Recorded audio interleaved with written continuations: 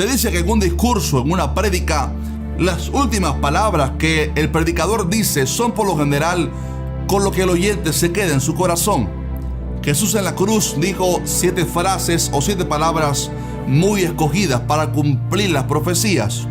Y cada una de estas 7 frases o palabras tiene una enseñanza realmente poderosa. Quiero pedirle perdón si este video se hace muy largo, pero quisimos hacerlo así porque si usted puede quedarse hasta el final, le aseguro que va a aprender un montón hoy. Vamos a meternos en aguas profundas, así que por favor quédese hasta el final porque realmente esto va a ser de muchísima bendición. Ya comenzamos. Bienvenido a Que Dice la Biblia.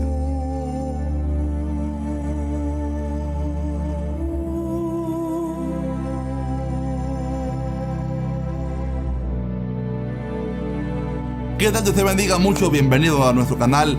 Aquí subimos videos semanalmente para responder a tus preguntas bíblicas acerca de Dios. Así que por favor suscríbete a nuestro canal y activa la campana de notificaciones para que no te pierdas ninguno de nuestros videos. Entrando en el tema de hoy, queremos ir paso por paso cada una de las 7 frases y ver lo que significa. En primer lugar, Lucas 23:34 nos deja plasmada la primera palabra o frase que Jesús dijo en la cruz. Jesús dijo: Padre, perdónalos porque no saben lo que hacen. Realmente es impresionante. Esta frase nos deja algunas enseñanzas. Primeramente, Jesús dijo: ellos no saben lo que hacen. La Biblia nos revela, mi hermano querido, que el pueblo judío no comprendió que estaban crucificando a su Mesías. Habían esperado durante tantos miles de años a su Mesías, a su Salvador. Sin embargo, no pudieron percibirlo, conocerlo, reconocerlo. No tuvieron revelación para darse cuenta que ese Jesús, el hijo de José, como lo llamaban ellos, era el Mesías que ellos estaban esperando durante tantos miles de años. Pero qué tremendo es saber que la Biblia nos revela que Dios lo permitió así. ¿Sabe usted para qué? Para que nosotros los gentiles pudiéramos ser salvos. La Biblia dice que ha acontecido a Israel endurecimiento en parte. O sea, Dios permitió que su corazón se endureciera, dice, hasta que haya entrado la plenitud de los gentiles. Juan capítulo 1 dice que a los suyos, a Israel, Jesús vino, pero los suyos no le recibieron. Y entonces, producto de eso, sucedió el gran milagro de que todos los que le recibieren, a los que creen en su nombre, Dios les dio la potestad de ser hechos hijos de Dios. En palabras simples, esto significa que la salvación era únicamente para los judíos. Jesús vino a los israelitas, a los judíos, pero Dios permitió que el corazón de esta gente se endureciera. ¿Para qué? Para que al ellos rechazar a Jesús, ahora la puerta de la salvación se abriera para todo gentil, para toda aquella persona que reciba a Jesús a través de la fe. Por esto no hace falta que nadie se haga judío, ni practique fiestas judías, ni se circuncide para ser salvo. La salvación es solamente a través de la fe. Pero lo que más nos sorprende sobre esta palabra de Jesús fue cómo en el momento más difícil de su carrera ministerial le pidió al Padre que perdonara a sus agresores, a sus ofensores. Qué madurez espiritual de Cristo, mi hermano querido. ¿Verdad que sí? Necesitamos adoptar ese carácter de Cristo. La Biblia nos habla mucho sobre la importancia de perdonar. Tenemos un video muy bueno sobre el perdón. Abajo en la descripción se los voy a dejar para que usted pueda verlo después si no lo ha visto. Pero la Biblia nos habla mucho sobre que si no perdonamos a nuestros ofensores, Dios tampoco nos perdonará. La segunda palabra que Jesús dijo, la segunda frase, se encuentra en Lucas 23:43. Se la dijo a un ladrón. Se recuerda usted que Jesús fue crucificado con 2 ladrones al lado suyo, uno en cada cruz. Eran 3 cruces. Y uno de ellos, arrepentido por su maldad, dijo: nosotros que estamos pagando aquí, le dijo a su compañero, el otro ladrón le dijo: nosotros que estamos pagando aquí justamente porque nos merecemos esto. Pero este Jesús ningún mal hizo. Él no merece estar en esta cruz. Él es inocente. Y este hombre reconoció su pecado, su error, reconoció su condición, se arrepintió y miró a Jesús con fe y le dijo: Jesús, acuérdate de mí cuando vengas en tu reino. Pidió a Jesús misericordia. Miró a Jesús a través de la fe y Jesús le dijo: de cierto te digo que hoy estarás conmigo en el paraíso. ¿Sabe que esto nos da una enseñanza tremenda? En primer lugar, la salvación es únicamente a través de la fe. Este hombre no le dio tiempo de bautizarse, no le dio tiempo de aprender doctrina, no le dio tiempo de ir a un instituto bíblico, no le dio tiempo de hacer nada, pero creyó a través de la fe, una fe sencilla en el último momento de su vida, y Jesús le garantizó la salvación. Qué preciosa es la fe, qué linda es la gracia del Señor, que aunque alguien haya sido un hombre o una mujer perdido toda su vida, un hombre desgraciado, un hombre de mala vida, si en el último minuto acepta a Jesús, reconoce su condición, se arrepiente y viene ante los pies del Señor, una mirada de fe le salva. No es el agua la que salva, no es las cosas, las obras lo que salva. Una mirada de fe a través de la gracia. Miró a Jesús a través de la fe y fue salvo. Pero también esto nos enseña cómo el alma de la persona que muere automáticamente va hacia la eternidad. Hay sectas que enseñan que cuando la persona muere, ya el alma se aniquila si fue un pecador y no va al infierno. O que si un cristiano muere, no va al cielo, sino que se queda dormido, dicen ellos, y no sabe más nada hasta que sucede el día de la resurrección. Según ellos, entonces, los antepasados que están muertos y nada saben y están dormidos ahí, incapaces de hacer nada, esperando por el día de la resurrección. Pero la Biblia nos habla sobre otra cosa. Jesús le dijo a este hombre: hoy estarás conmigo en el paraíso.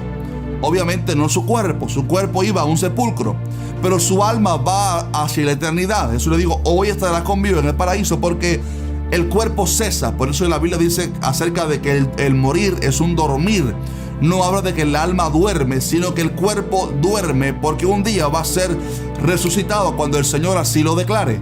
Pero el alma es eterna, el alma va automáticamente hacia la eternidad. Por eso el Señor se lo pudo decir a este hombre. Pablo nos dio evidencia en la Biblia de que cuando alguien muere, automáticamente va a la eternidad. Si alguien es cristiano y su cuerpo cesa, automáticamente esa persona, su alma, va al cielo. En 2 de Corintios capítulo 5, Pablo dijo: quisiéramos estar ausentes del cuerpo y presentes en el Señor. O sea, muertos, morirnos, para entonces estar en la presencia del Señor. Mi hermano querido, cuando un cristiano muere, automáticamente su alma, si es cristiano, pasa a estar en la presencia del Señor. También en Filipenses 1:23, Pablo dijo: de ambas cosas que estoy puesto en estrecho, tengo deseo de partir, o sea, de morirme, dice, y estar con Cristo, lo cual es muchísimo mejor. O sea, desearía morirme físicamente para estar con Cristo. ¿Cómo es ganancia? ¿Cómo es mejor morirse y quedarse enterrado su alma? Estamos hablando del alma, supuestamente, que su alma no sepa nada durante miles de años hasta que el día de la resurrección acontezca.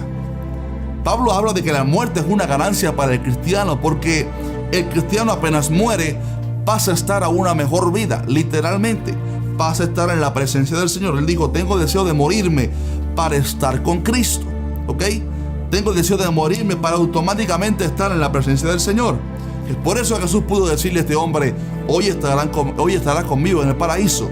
¿Sabes? Si eres cristiano y has creído en Jesús en tu corazón, siéntete convencido de que si hoy mueres, es una ganancia, es una bendición. Alguien dijo: lo mejor que le puede pasar a un cristiano es morirse.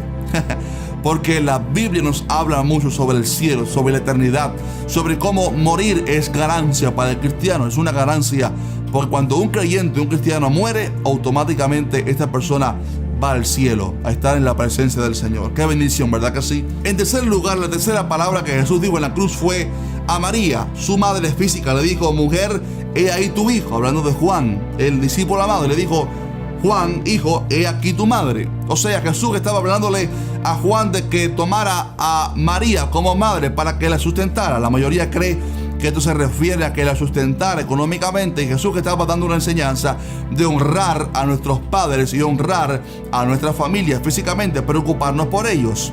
Algunos creen que esto significa que los cristianos tenemos que tomar a María como madre nuestra, pero eso es una aberración doctrinal. La Biblia nunca nos enseña tal cosa. Otros dicen que esto demuestra que María no tuvo más hijos, pero esto también es un error, porque la Biblia nos enseña que José y María, después de que Jesús nació, José y María se juntaron sexualmente y tuvieron hijos, ¿ok? Ahí menciona todos sus nombres y no habla sobre parientes, como en el caso de Abraham y Lot. Ahí la palabra que se usa es hijos, es hermanos de Jesús, hermanos carnales a través de María. De manera que María sí tuvo más hijos, pero La Biblia nos da evidencia de que hubo un conflicto en la familia de Jesús porque sus hermanos no creían en Jesús. Dice que no creyeron en Él hasta el día cuando Jesús resucitó de los muertos. Es curioso saber que ninguno de sus hermanos, la Biblia nos da evidencia de que estuvieron presentes en la crucifixión de Cristo. Algo había acontecido en la familia. Algunos creen que posiblemente ya José, el esposo de María, ya había muerto para ese entonces. Había un conflicto familiar.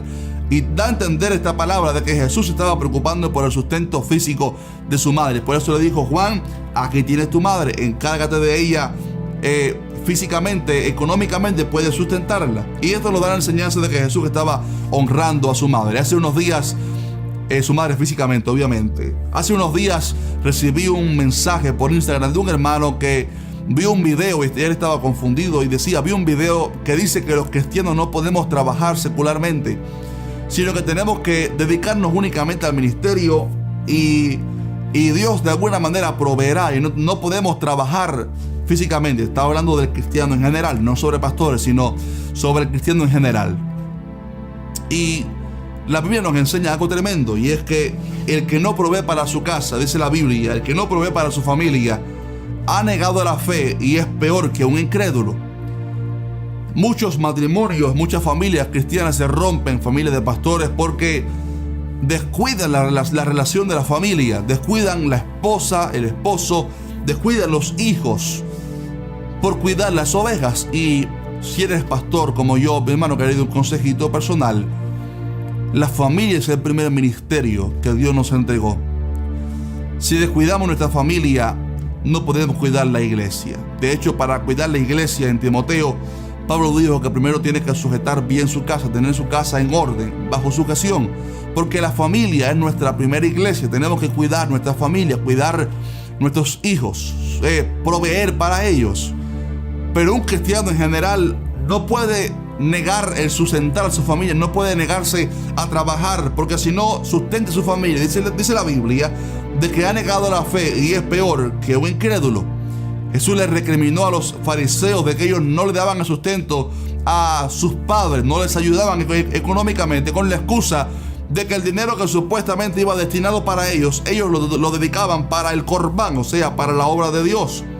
Pero una cosa no podía quitar otras. Hay un mandamiento de honrar a nuestra familia, de proveer a nuestra familia.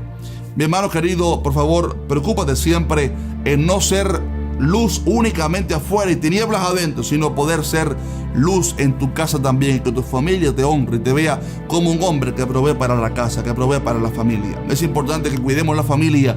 Repito, la familia, el hogar, es nuestro primer ministerio. La cuarta palabra que Jesús dijo fue Elí, Elí, lama sabactani, que significa Dios mío, ¿por qué me has desamparado? Hay mucha controversia para los que no comprenden esta palabra, porque algunos dicen, bueno, la conexión entre Jesús y el Padre se rompió, no hubo comunión entre Jesús y el Padre durante unas horas. Pero si decimos eso, tendríamos que decir que entonces Dios no existió por unas horas, porque Jesús obviamente estaba orando a alguien. Algunos no creen en la Trinidad, pero ¿a quién estaba orando Jesús entonces? ¿Estaba acaso Jesús haciendo una pantomima, un drama? ¿Estaba haciendo un show Jesús? ¿A quién le estaba orando? Le digo, Dios mío, Dios mío. Los cristianos creemos que que Dios es un Dios trino, Padre, Hijo y Espíritu Santo. Dios no son tres dioses, sino que es un Dios en tres personas.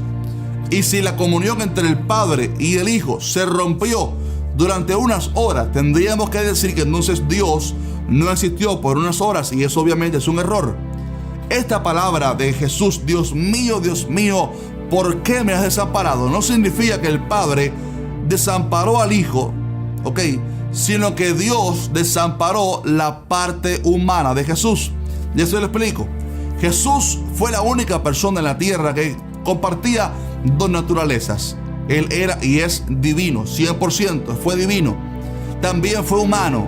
En algunos momentos de su ministerio actuó de manera divina. Tus pecados te son perdonados, le dijo a un hombre. En otros momentos actuó desde su lado natural, humano, desde su naturaleza humana. Por ejemplo, dijo un día, el Padre es mayor que yo. ¿verdad que sí? Y en este caso en la cruz también estaba hablando desde su lado humano. De hecho, es la única vez en la cruz que Jesús dijo, Dios mío, Dios mío. Siempre Jesús le hablaba, Padre mío, Padre, perdónalos, porque no saben lo que hacen. La comunión de Jesús con el Padre, del Hijo con el Padre, estaba tan vigente, tan conectada, valga la redundancia, que Jesús momentos después controló su propia muerte, ¿verdad que sí? O sea, nunca se rompió la comunión entre el Padre y el Hijo. Lo que pasa es que Jesús no llevó el pecado sobre su lado divino, sobre su humanidad, porque Dios no puede contaminarse con el pecado. La Biblia nos enseña que Jesús llevó el pecado sobre su carne, sobre su cuerpo. La palabra nos enseña que al que no conoció pecado, a Jesús nunca hizo pecado, nunca pecó, pero al que no conoció pecado, por nosotros Dios lo hizo pecado para que nosotros fuésemos hechos justicia de Dios en él. O sea, para que usted y yo fuésemos perdonados de nuestros pecados, el Padre tuvo que derramar la ira sobre Jesús y en su cuerpo fue hecho pecado. Jesús, en su lado divino, en su divinidad, nunca se contaminó con el pecado, pero en su cuerpo fue hecho pecado por nosotros. Recibió la ira del Padre por amor a nosotros. Cuando Jesús dice, Dios mío, ¿por qué me has desamparado? Está hablando desde su lado humano. En su humanidad, en su carne, fue que Jesús llevó nuestros pecados. Él no dijo, Padre, ¿por qué me has desamparado? Repito, la comunión entre Padre e Hijo no se rompió. Fue el lado, digamos, humano de Jesús el que llevó el pecado, el que sintió la separación de Dios. Esto nos enseña que el pecado, mi hermano querido, nos separa de Dios. Jesús, en su lado humano, en su humanidad, sintió la separación de Dios, producto del pecado. Por esto dijo, Dios mío, ¿por qué me has desamparado? Romanos 8:3 dice que a causa del pecado, Dios condenó al pecado en la carne. De manera que Jesús llevó el pecado sobre su cuerpo. Dice Isaías 59, vuestras iniquidades han hecho división entre vosotros y vuestro Dios. Hablando de que el pecado nos separa de Dios. Y esa fue la separación que Jesús en su lado humano sintió de Dios. Repito, Jesús nunca pecó, pero Dios cargó en su cuerpo, en su humanidad, el pecado del hombre, el castigo por nuestros pecados. No en su divinidad, repito, porque Dios no puede contaminarse con el pecado. Por esto el Verbo tuvo que hacerse carne. Por eso Jesús tuvo que venir y hacerse hombre, porque tenía que ser un hombre en su humanidad, en su carne, que cargara el pecado, que cargara el castigo por todos nuestros pecados. En quinto lugar, Jesús dijo, tengo sed. Esto está en Juan 19:28. Sabe que Jesús su cuerpo estuvo pasando por una deshidratación a causa de la pérdida de sangre. Él dijo esto para cumplir la palabra profética del Salmo 22, versículo 15, que dijo, como un tiesto se secó mi vigor y mi lengua se pegó a mi paladar, y en mi sed me dieron a beber vinagre. Él lo dijo para demostrar que estaba sufriendo, que estaba padeciendo por amor a nosotros, y así se cumplió la profecía de que le dieron vinagre entonces en vez de agua. ¿Sabe que esto nos enseña de que Jesús realmente sufrió la cruz? Hay una falsa doctrina que dice que el Padre anestesió al Hijo para que no sufriera y para que no sintiera el dolor de la cruz. Pero esto es un error. La obra de Jesús en la cruz no fue un drama, ni fue un show, ni fue una mentira. Jesús, dice la Biblia, que sufrió la cruz. Dice, el cual por el gozo puesto delante de él sufrió la cruz, menospreciando el oprobio. Mi hermano querido, Jesús sí sufrió la cruz, pero la sufrió por amor a ti, por amor a mí. Él miró el fruto de su aflicción. Él miró a millones de almas redimidas por su sangre y entonces sufrió la cruz. Esto Él lo hizo. Tengo sed, para demostrar que estaba padeciendo en la cruz y que realmente Él sí sufrió en la cruz. En sexto lugar, Él dijo, consumado es. Dice Juan 19:30, cuando Jesús hubo tomado el vinagre, dijo, consumado es, consumado es. La palabra que Jesús dijo aquí fue en el latín, tetelestia, tetelestia. Tetelestia era la palabra que significaba, se ha terminado la obra. Se ha terminado lo que vinimos a hacer. Esta palabra, por ejemplo, la decía un pintor cuando terminaba una obra que le habían mandado a hacer. Y el juez decía: tetelestía, la obra está perfectamente terminada. Esta palabra era también la que un hombre de poder, un soldado romano, decía cuando habían ganado una guerra, cuando habían ganado una batalla y habían vencido a los enemigos. Este hombre, este general, gritaba tetelestía, que significaba consumado es, hemos terminado, hemos tenido la victoria, aleluya. ¿Sabes, mi hermano querido? Jesús terminó la obra en la cruz. Muchas veces Satanás intentó interrumpir el plan y el propósito de Dios para que usted y yo no fuésemos salvos, pero Jesús fue obediente hasta la cruz, y porque fue obediente pudo llegar a esa cruz y decir: Padre, tetelestía, Señor, Padre mío, he terminado la obra, he acabado la obra de redención para el hombre, aleluya. El hombre está perdido, pero hoy he terminado la obra para que mi sangre los limpie, los purifique, los perdone, aleluya. Hermano querido, Jesús fue capaz de terminar su obra en la cruz porque te amó a ti y me amó a mí. Dice Filipenses 1:6 que el que comenzó en nosotros la buena obra la perfeccionará hasta el día de Jesucristo. Cada uno de nosotros es imperfecto. Yo soy muy imperfecto, cometo muchos errores, pero si estamos en Cristo tenemos la garantía de que si estamos en su mano, Él nos perfeccionará. Él nunca deja una obra a mitad, a medias. Él terminó la obra y pudo decir tetelestía. En séptimo lugar, Jesús dice la palabra, Lucas 23:46. Entonces Jesús, clamando a gran voz, dijo: Padre, en tus manos encomiendo mi espíritu. Y habiendo dicho esto, expiró. En otro pasaje dice: Jesús, inclinando la cabeza, entregó el espíritu. Todo el mundo cuando muere y entonces inclina la cabeza. Pero Jesús inclinó la cabeza primero y entonces dijo: Padre, entrego mi espíritu. ¿Sabe que Jesús estaba en total control de su crucifixión? Alguien preguntó una vez: ¿qué fue lo que mató a Jesús?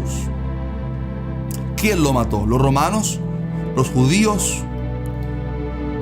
¿Fueron los clavos los que lo mataron? Jesús dijo: a mí nadie me quita la vida, yo mismo la doy por amor. Jesús nadie lo mató. Jesús dio su propia vida por amor a nosotros. Él estaba en total control en la cruz. Inclinó la cabeza y dijo: entrego mi espíritu. Y ahí quedó culminada la obra, el sacrificio de Jesús en la cruz. Mi hermano querido, el trabajo de la cruz de Jesús fue un éxito tremendo. Pablo dijo en Colosenses 2:13: y a vosotros, estando muertos en pecados y en la incircuncisión de vuestra carne, os dio vida juntamente con él, perdonándoos todos los pecados, anulando el acta de los decretos que había contra nosotros, que nos era contraria, quitándola de en medio y clavándola en la cruz, y despojando a los principados y a las potestades, los exhibió públicamente, aleluya, triunfando sobre ellos en la cruz.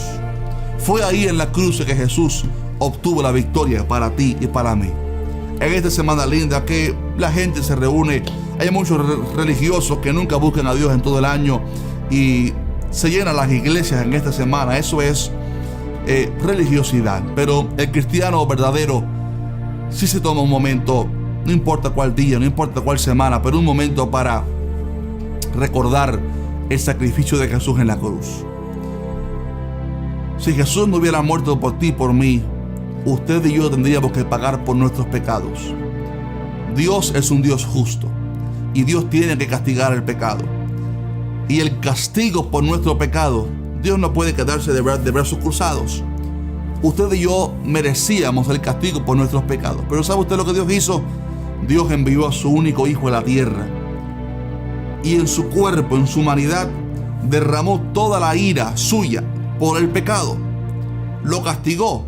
Lo hizo maldito en su carne, producto de nuestros pecados. Lo castigó ahí en la cruz, para que si usted y yo creemos en Jesús, en su sacrificio, y creemos que el sacrificio de Jesús es suficiente para perdonar nuestros pecados, entonces la sangre derramada de Jesús nos limpia, nos purifica de todo pecado. Y una cosa más gloriosa es que Jesús al tercer día resucitó.